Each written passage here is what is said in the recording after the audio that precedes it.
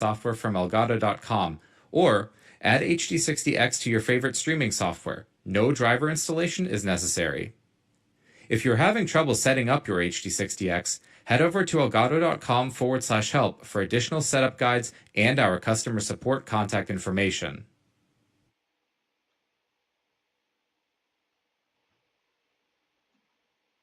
In this video, we'll go over how to set up and use HD60X with OBS Studio. First, you'll need HD60X connected to your computer and have an input such as a console connected to the HDMI input and turned on. Now, go ahead and open OBS Studio. Right-click in the Sources box or click on the plus icon and select Video Capture Device. Give the source a name. From the Device drop-down list, select Game Capture HD60X. Game audio and video will appear in OBS Studio. We suggest keeping all settings at their default for the best experience when using HD60X with OBS Studio. If you're on macOS, you'll need to do one more step to capture audio. Right-click the source box or click on the plus icon and select Audio Input Capture. Give the source a name, and then from the Device menu, select HD60X, then click on OK. You can use OBS Studio's monitor feature to listen to your game audio while streaming. This is particularly useful for consoles that don't support dual audio outputs such as PS4, PS5, and Nintendo Switch. Note that game audio will have a slight delay which matches that of the captured video.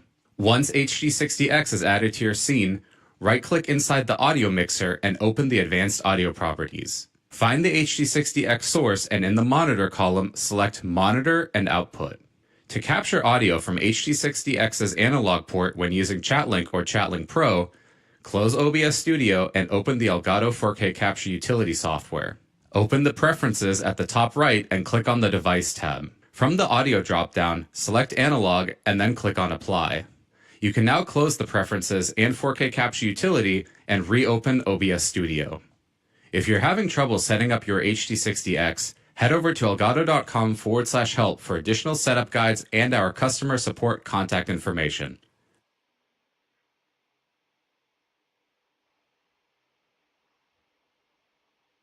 These are 8 fatal aiming mistakes that you shouldn't make on controller. Nice. Okay, so let's start with mistake number 1. Now to demonstrate this, let's compare the hand cameras of 2 different pro Call of Duty players. Now aside from the fact that one of them uses a claw grip style, you can see that both of these players have significantly different thumb positions on their analog sticks. Shotzi's thumb rests more downwards, kind of like this, while Octane's thumb is placed more to the side, like this. So which thumb position is better for your aim? Well, in Call of Duty, tracking an opponent left to right as they strafe and move around is one of the top skills that you need to get more kills. And when you move your thumb up, it's more in line with the directions that you're tracking.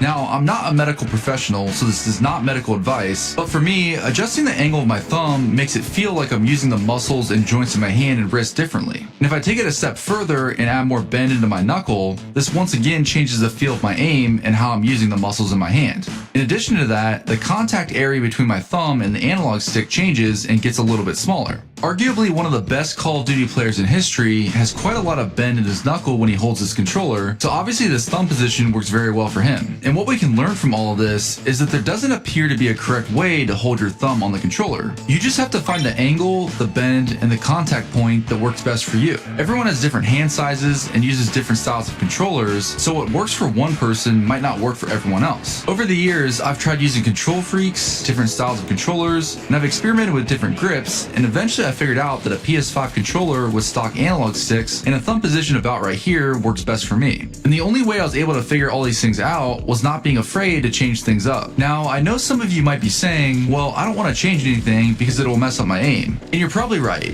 When you make changes, you're likely going to get worse in the short term. But that's when you have to ask yourself, what are your plans for gaming? Do you plan to game in 6 months, in 1 year, in 5 years? When you start looking at this in a long-term perspective, going through the pain of learning something new for a couple of weeks seems pretty insignificant, especially when you consider that your thumb is the most important thing when it comes to your aim because it literally connects you to the game. Now, I'm not saying you have to go make any changes. If your aim is great, awesome, don't adjust anything. But if it's feeling inconsistent, it might be because you're making the mistake of ignoring your thumb position. Oh, and by the way, for for those of you who don't know, I'm now streaming on Twitch and YouTube, so make sure to drop by and catch me playing live if you're interested. Okay, mistake number 2 is what I call the silent killer for your aim. A few years ago, when I first started playing Call of Duty again during COVID, I was playing on a TV on my Xbox. My aim wasn't very good and I wanted to improve it, so I watched a lot of YouTube videos and I started to practice, but something was off. I would constantly overshoot targets and just couldn't get my aim under control. And it took me a long time to realize that my setup was holding me back. When you hit a button on your controller, it takes time for this information to be displayed on your screen, because every button click has to be processed by each component in your system. And it's really important for this time delay or input lag to be as low as possible, because we need to be able to react quickly and accurately in the game. Aiming is all about your hand-eye coordination, which means we have to synchronize the visual cues that we get on the screen with the motor skills in our hand, and this becomes easier and easier as the input delay goes down. But the scary thing is, around 30 milliseconds is when it starts to become noticeable, but even a delay of 20 milliseconds can be a problem for a lot of games. And it's very easy to reach this amount of lag in your system. For instance, if you're playing on a TV that's not in game mode like I was, you can have over 100 milliseconds of input lag just from the TV alone, which is going to make it nearly impossible to consistently hit your shots. Now, input delay is a very complicated topic, and it heavily depends on the hardware that you're using, but the most important thing is this: you should be playing on a gaming monitor if possible, because these devices are designed with low latency in mind. A very useful website to check your monitor's input delay is ratings.com. I use an Alienware 2721D display, so if I just type this into the search bar and then click on inputs, I can see my monitor has 3 milliseconds of input lag.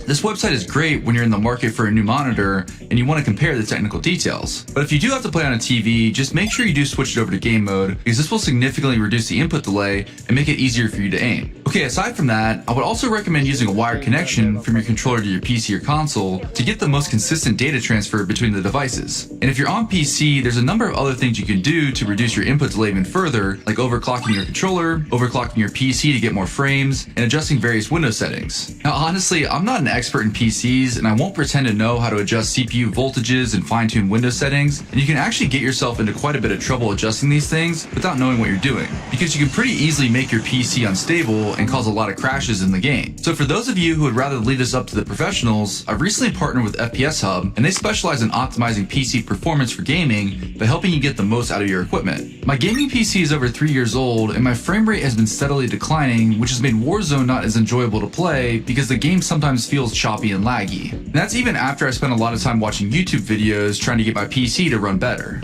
So I had it optimized by Kibs at FPS Hub, and he increased my average frame rate, which has made the game feel quite a bit smoother. He also significantly lowered my input latency by changing various Windows settings and overclocking my controller, which has been very noticeable in gunfights, and my aim feels better now than probably ever. Every optimization at FPS Hub has a 2-week warranty, and their commitment to quality is why I'm happy to partner with them. So if you're interested in getting more performance out of your PC, you can check out the link in the description and use code DREAMSTRIKE for $15 off your order. Okay, so moving on to mistake number 3. Have you ever heard the advice that to improve your aim on controller, all you need to do is shoot a lot of bots in multiplayer and eventually you'll get better? So you go and do that and you start to feel pretty good about your aim, but then as soon as you get into a Warzone match, everything falls apart and it seems like that training didn't really help at all? Well, a big reason for this could be that you're not practicing your vertical aim. Now, there's nothing wrong with shooting bots in multiplayer, and it's still great advice and something you should do, but there's a big difference between the Warzone maps and the small 6v6 multiplayer maps. If we look at Urzikstan or Vondel, there's way more verticality than you'll find on any multiplayer map, which means in a lot of your gunfights, there's going to be a height difference between you and your opponents. So you have to be comfortable quickly moving your aim from fighting someone on the ground to aiming at someone flying in or someone sitting on a roof. But a lot of people don't really develop this skill because they spend the majority of their time practicing aiming left to right on their analog stick, and they never really practice aiming up and down.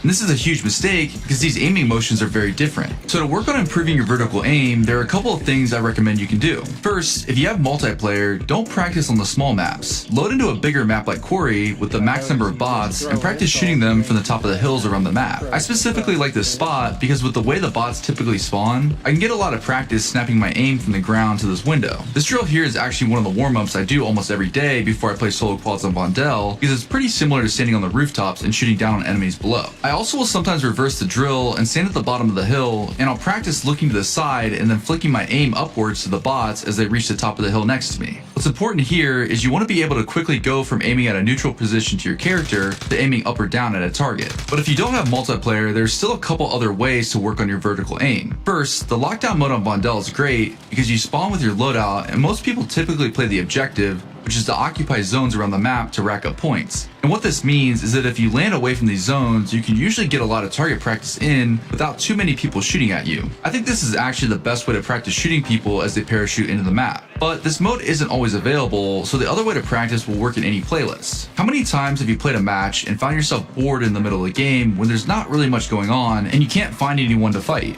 Well, this is the perfect time to practice. If you're sitting on a building, look out straight in front of you and then practice snapping your aim to the targets below. Or if you're rotating through the map with your squad,